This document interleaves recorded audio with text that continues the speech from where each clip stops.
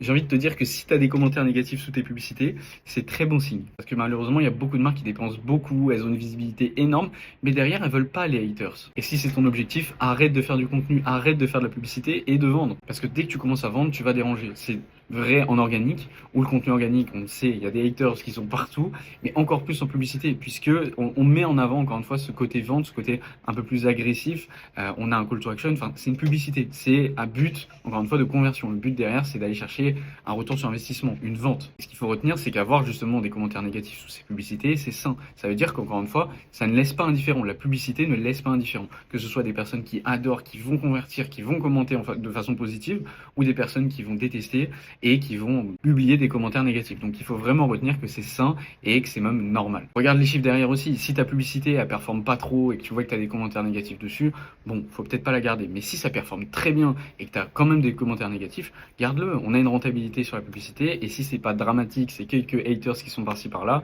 c'est pas grave. Il y aura toujours des gens pour critiquer. Peu importe que ce soit un pub, peu importe ce que tu fais. D'ailleurs, ces commentaires négatifs, tu peux même les utiliser de la bonne façon. La première façon de les utiliser, c'est à travers tes créas en mode ok, tout le monde disait que c'était nul, on ne vendait rien.